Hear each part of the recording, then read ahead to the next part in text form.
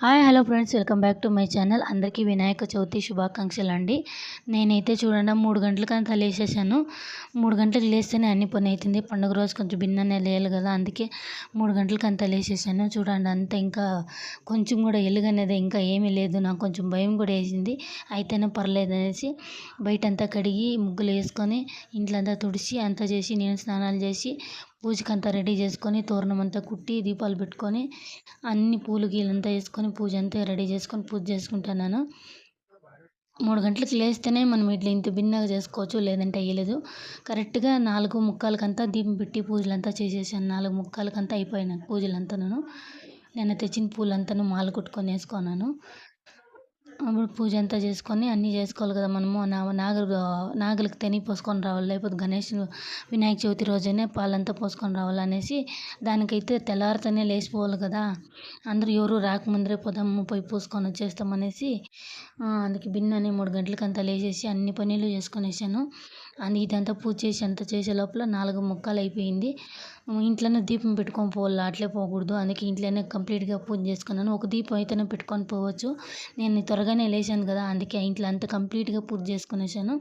గణపతికి అయితే నేను గణపతి పసుపులో పెట్టుకున్నాను. సింపుల్గానే పెట్టుకుందాం అనేసి పసుపు గణపతి పెట్టుకున్నాను. దానికి గరక అంతా పెట్టేసి పూజ చేసుకుంటున్నాను ఇంట్లోనే నేను సింపుల్గా. ఇవన్నీ చేసి అన్నీ కంప్లీట్ అయ్యే లోపల 5:45 అయిపోయి ఇప్పుడైతే పోతున్నాము. రోడ్లో గణేషుని పెట్టేదానికి ఎంత సీరియల్ సెట్ అంతా వేసినారో నడుచుకొని పోతున్నాం. చూడండి ఇంకా ఫుల్ మబ్బట్లే ఉంది. 5:15 అయింది. 5:15కే పోతున్నాము. అయితే కూడాను ఫుల్ మబ్బు ఉంది. ఇంత నాగలికి తని పోసేదానికి పాలు గజ్జి అవసరం అన్నీ రెడీ చేసుకుంటున్నాను. ఆడైతే జనాలు ఎక్కువ ఉండ్రి, అందుకే నేను ఆ క్లిప్పింగ్ ఏం తీసుకోలే.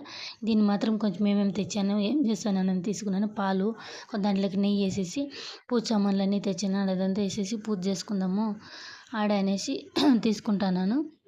ఎక్కువ జనాలు వచ్చేసిండ్రు అప్పటికి. నేనే ఫస్ట్గా పోతానేమో అనేసి నీళ్ళు గీళ్ళంతా ఎత్తుకొని పోయినాను.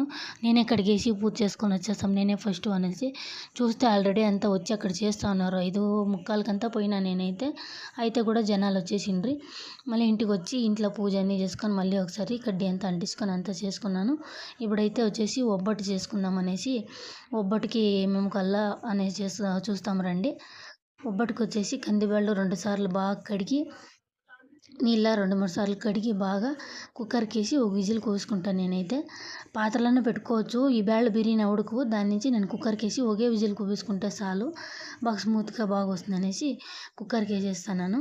అది కుక్కర్ విజిల్ లోపల మైదా పిండి అంతా కలిపి పెట్టుకుందాం అనేసి మైదా పిండి వేసుకున్నాను. మైదా పిండికి కొంచెమే సాల్ట్ కొంచెం పసుపు వేసేసి దాన్ని మిక్స్ చేసుకున్నాము. ఆ తర్వాత తగినంత వాటర్ వేసుకొని కలిపి పెట్టుకుందాము. ఇదైతే కొంచెం లూజ్గానే ఉండాల. మనము కొంచెం గట్టిగా ఉంటే మైదా ఒబ్బట్టు తట్టేదానికి అయ్యలేదు. కొంచెం లూజ్గానే బాగుంటే మైదా బాగా తీడుకునేది బాగుంటుంది. దాని నుంచి నేను కొంచెం లూజ్గానే చేసుకుంటున్నాను. ఈ నీళ్ళు వేసి గట్టి అయిపోతే కూడా నూనెలో వేసుకొని బాగా మసాజ్ చేసిన మరి పిసుక్కుంటే అదే సాఫ్ట్ అయిపోతుంది. నాది కొంచెం గట్టి అయింది. కానీ చూడండి 3/4 కప్పు నేను ఆయిల్ తీసుకున్నాను. దాంట్లోనే కలుపుతా చూడండి. మనం నానపెట్టే పని కూడా అంత స్మూత్గా ఇప్పుడే అయిపోయింది. అయితేను దీన్ని ఒక 15 మినిట్స్ పక్కన పెడతాను నేను. ఈ లోపల బ్యాళ్ళు కూర్చుంది, కుక్కర్ విజిల్ అయింది. చూడండి ఎంత స్మూత్గా వచ్చిందో మైదా పిండి అయితే. కుక్కర్ విజిల్ అయింది. ఆ బ్యాళ్ళు చూడండి ఎట్లా ఉడికినాయి అనేసి. ఫుల్ ఉడికిపోయింది బ్యాళ్ళు. ఇట్లుంటేనే పర్వాలేదు, నాకు ఇట్లే ఉండాల. అప్పుడు మైదా తట్టుకునేకి మనం తట్టేలే కదా, కవర్ వేసుకొని తీడుకుంటాము, అప్పుడు బాగా వస్తుంది అనేసి ఇట్లా ఉడకపెట్టుకుంటా. చూడండి ఆడితే కరెక్ట్ లెవెల్గా ఉంది. బెల్లము కరిగించుకుంటున్నాను కొంచెం నీళ్ళు వేసేసి. బెల్లం ఏంటి కరిగించుకుంటాను, దాంట్లో మన్ను రాళ్ళు ఏమైనా ఉంటుందనేసి కరిగించుకొని ఫిల్టర్ చేసుకొని ఆ బ్యాళ్ళు 2 మిక్సీ పెట్టుకున్నాను. మళ్ళీ కొంచెం టెంకాయ తురుముకున్నాను. ఏలక్కి కూడా దాంట్లోనే వేసుకొని రుబ్బుకునేసినాను. టెంకాయ తురుముకొని మిక్స్ చేసుకోవాలా. మిక్సీలోకి కూడా వేసుకోవచ్చు, నేను తురుముకొని వేసుకోండా. దాన్ని మైదా పూర్ణం అంతా కలుపుకొని ఉంటలు చేసి పెట్టుకోండా. నేనైతే కొంచెమే ఒబ్బట్లు చేస్తాను, ఎక్కువ ఏం చేసేకపోలేదు. మనము గణేషుని దగ్గర పెట్టి పూజ చేసుకునే మాత్రం చాలు అనేసి ఇంత మాత్రం చేసుకుంటాను. ఆ లోపల కలిపి పెట్టిండే మైదా పిండి కూడా నానింది. ఒక కవర్ తీసుకొని కవర్కి ఆయిల్ అప్లై చేసుకొని మైదా పిండి తీసుకొని దాంట్లో పూర్ణం పెట్టుకొని ఉంట చేసి పెట్టుకోవాలా. ఉంట చేసి పెట్టుకొని దాన్ని తట్టుకుంటే ఒబ్బట్టు రెడీ అవుతుంది. చాలా సాఫ్ట్గా వచ్చింది, తినేదానికి చాలా బాగా వచ్చింది ఒబ్బట్టు మాత్రం ఈసారి. ఉంట చేసి పెట్టుకొని దాన్ని తట్టుకుంటే ఒబ్బట్టు రెడీ అవుతుంది. ఇప్పుడు పెనం పెట్టుకోండి. పెనం వేడైన తర్వాత తట్టింట ఒబ్బట్టు దాంట్లోకి వేసుకోవాలా. దాని మీద వేసుకొని కాల్చుకుంటే ఆ పక్క ఈ పక్క. ఇది కూడా అంతే, మంట హై ఫ్లేమ్లో పెట్టుకోకూడదు, మీడియం ఫ్లేమ్లో పెట్టుకొని ఆ పక్క ఈ పక్క గోల్డెన్ కలర్ వచ్చే వరకు కాల్చుకుంటే ఒబ్బట్టు అయితే సూపర్గా వస్తుంది. సక్కత్తుగా ఉన్నింది ఒబ్బట్టు మాత్రం ఈసారి.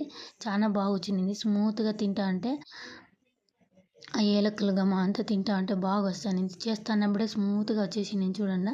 అన్ని ఒబ్బట్లు ఇట్లే అన్నీ చేసి పెట్టుకుంటాను. నేనైతే ఒక 10 ఒబ్బట్లు అంతా చేసుకున్నా, ఎక్కువగా ఏం చేసుకునేకపోలేదు. ఒబ్బట్లు అంతా రెడీ అయినాయి చూడండి అంతా. మరి ఇప్పుడు వచ్చేసి బోండా చేసుకుందాం అనేసి అంతా కట్ చేసి పెట్టుకున్నాను. బోండాకి ఏమేమి కావాలంటే సబ్బకి కూరాకు, కొత్తిమీర, ఎర్రగడ్డ, జీలకర్ర, పచ్చిమిరపకాయ, వెల్లుల్లిపాయ, ఈ మూడింటిని మిక్సీలో వేసుకొని రుబ్బుకోవాలా. శనగపిండి, ఈ ఎర్రగడ్డలు, సబ్బగి కూరాకు, కొత్తిమీర, శనగపిండి వేసి దీంట్లోకి వేసి కలుపుకుందాము. దాంట్లో నేను రుబ్బుకొండే పచ్చిమిరపకాయ, వెల్లుల్లిపాయ, జీలకర్ర. ఈ పచ్చిమిరపకాయ నోటికి అట్లే దొరుకుతుంది కాబట్టి మనం రుబ్బుకొని పెట్టుకునేయాల.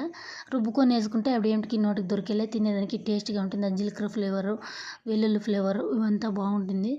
ఈ శనగపిండి వచ్చేసి కొంచెం గ్యాస్ట్రిక్ అయితే మనం జీలకర్ర వేసుకుంటాం కదా, ఆడుకోవడానికి బ్యాలెన్స్ అవుతుంది, గ్యాస్ట్రిక్ అనేది ఉండలేదు.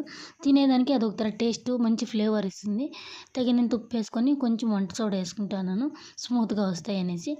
దాన్ని ఇప్పుడు ఎర్రగడ్డలోనే వాటర్ ఉంటుంది కాబట్టి దాన్ని కొంచెం కలుపుకోవాలి, ఉప్పు అంతా మిక్స్ అయ్యే వరకు. మళ్ళీ ఇంక మనకి ఎంత కావాలో అంత నీళ్ళు వేసుకొని కలుపుకుంటే బొండా పిండి అయితే రెడీ అవుతుంది. బోండా పిండి కూడా అంతే లూజ్గానే ఉండాలి. వేస్తా అంటే అట్లా జారిపోతా అంటే అప్పుడు బాగుంటుంది బోండా పిండి కూడా. నూనె పెట్టుకోండా, నూనె వేడైంది. దీంట్లోకి నేను కలిపి పెట్టుకోండా బోండా పిండి వేయాల. చూడండి ఇట్లా లూజ్గా ఉంటే వేస్తా అంటే అది జారిపోతా అంటే అప్పుడు బాగా వస్తుంది. బోండాలు కూడా బాగుంటాయి, తినేదానికి కూడా రుచిగా ఉంటుంది. సబ్బకి కూరకు ఇవంతా వేసుకునేదానికి మంచి ఫ్లేవర్ వస్తుంది దీనికైతే. బోండాలు రెడీ అయినాయి. ఇంత కాల్చుకొని రెండు పక్కల కాల్చుకోవాలి, ఆ పక్క ఈ పక్క. ఇది కూడా అంతే, మీడియం ఫ్లేమ్లో పెట్టుకోవాలి. మనం హై ఫ్లేమ్లో పెట్టనేయకూడదు. దానికి మీడియం ఫ్లేమ్ పెట్టుకోవాలనుకుంటుందో దానికి మాత్రం పెట్టుకునేయాలి ఖచ్చితంగా. ఈ మీడియం ఫ్లేమ్లో పెట్టుకొని కాల్చుకుంటే లోపలంతా బాగా ఉడుకుతుంది, పైన అంతా క్రిస్పీగా ఉంటుంది, లోపల స్మూత్గా ఉంటుంది, తినేదానికి అంతే టేస్ట్గా ఉంటుంది ఇది బోండా అయితే. బోండాలు రెడీ అయినాయి. ఇప్పుడు ఒబ్బట్ల రసము, ఒబ్బట్ల చారు చేసేదానికి చూద్దాము. ఎర్రగడ్డ, కొంచెం టెంకాయ, ఎండుమిరపకాయ, చిన్నది ఒక టమాటా, చిన్నదే టమాటా తీసుకున్నాను. చింతపండు నానబెట్టుకున్నాము. జీలకర్ర, మిరియాలు, కొంచెం కొత్తిమీర, ఇంతే చాలు దీనికి. ఇవంతాను నూనెలో వేయించుకోవాలా. ఎర్రగడ్డ, తెల్లగడ్డ, ఎండుమిరపకాయ నూనెలో వేయించుకోవాలా. జీలకర్ర, మిరియాలు ఇవంతాను కొంచెం బాండ్లీలోకి నూనె వేసుకొని ఇవంతాను కొంచెం వేయించుకోవాలి, పచ్చివాసన లేకుండా ఉంటుంది. రసంకి ఇది ఒక ఫ్లేవర్ టేస్ట్ వస్తుంది ఇట్లా వేయించుకొని వేసుకుంటే. ఇవన్నీ మామూలు కామన్గా చేసుకునే వంటలే, కానీ నేను నా స్టైల్లో ఎట్లా చేస్తాననేది చూపిస్తాను దీంట్లో అయితే. ఎర్రగడ్డ అంతా వేగినాక టమాటో యాడ్ చేసుకున్నాము. టమాటోను వేయగల అట్లే నూనెలోనే పచ్చివాసన అట్లా దీంట్లోనే ఉడికించుకునేయాలి. ఇదైతే టమాటో, ఎర్రగడ్డ ఇవంతాను అది వేగినాక టెంకాయ వేస్తాను. టెంకాయ కూడా అంతే, దాన్ని వేయించుకునేప్పుడు ఊరికే నూనెలో అట్లా తిప్పుకోవాలా. ఇదంతా చల్లారికి పెడదాము. చల్లారిన తర్వాత మిక్సీ జార్లోకి మనం వేయించుకోండి ఎర్రగడ్డ, తెల్లగడ్డ, ఎండుమిరపకాయ, టెంకాయ ఇవంతా మిక్సీ జార్లోకి వేసుకోవాలా. దాంట్లోకి చింతపండు ఉడకపెట్టుకోండి, బ్యాళ్ళు కొంచెం సైడ్ తీసి పెట్టుకుంటాం కదా ఒబ్బట్లో అంది, దాన్ని కొంచెం వేసుకొని చింతపండు, కొత్తిమీర వేసుకొని రుబ్బు పెట్టుకోవాలి. ఇట్లా ఉంటుంది రుబ్బుని. ఇంకా పాత్ర పెట్టుకొని దాంట్లో కొంచెం నూనె వేసుకొని, నూనె వేడైన తర్వాత సాసులు వేసుకోవాలా. సాసులు చిట్టుపట్ట అన్నాక కరివేపాకు వేసుకోవాలా. ఇప్పుడు కరివేపాకు యాడ్ చేసుకోవాలా. మనం రుబ్బి పెట్టుకోండి కారంని దీంట్లోకి వేసుకొని అది కూడా ఒక 5 నిమిషాలు వేయించుకోవాలా. పచ్చివాసన అనేది పోతుంది. పచ్చివాసన ఆల్రెడీ పోయింటుంది. అయితే నేంచితే అదొక గమ్ గమ్మ స్మెల్ వస్తుంది, అదొక ఫ్లేవర్ ఉంటుంది. మళ్ళీ మనకి నీళ్ళు ఎంత కావాలో అంత యాడ్ చేసుకోవాలా.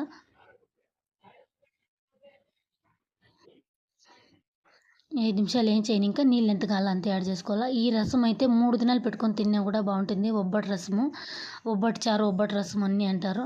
ఉడుకుతా టేస్ట్ వస్తుంది ఇది. నీళ్ళు ఎంత కావాలో అంత యాడ్ చేసుకొని తగినంత ఉప్పు వేసుకొని ఉడికించుకోవాలి ఒక 5 నిమిషాలు.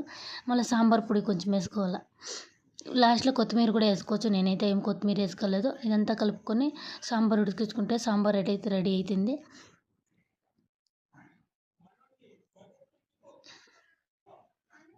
చూడండి సాంబార్ ఉడుకుతుంది. ఇదైతే సాంబార్ రెడీ అయింది. ఈ పొద్దున్న నేను చేసిన స్పెషల్ ఏమంటే ఒబ్బట్టు, బోండా, రసము, సింపుల్గా ఇంత నేను చేసుకోండి ఒబ్బట్టు. మీకు ఇది నచ్చింది అనుకుంటాండా. ప్లీజ్ సబ్స్క్రైబ్ చేసుకోండి నా ఛానల్ అయితే. సబ్స్క్రైబ్ చేసుకొని చూడండి, లైక్ చేయండి, కమెంట్ చేయండి. నా ఛానల్ మీద మీకు ఏమనిపిస్తుందో కమెంట్ చేసి చెప్పండి. ప్లీజ్ సబ్స్క్రైబ్ చేసుకొని చూడండి, లైక్ చేయండి ప్లీజ్.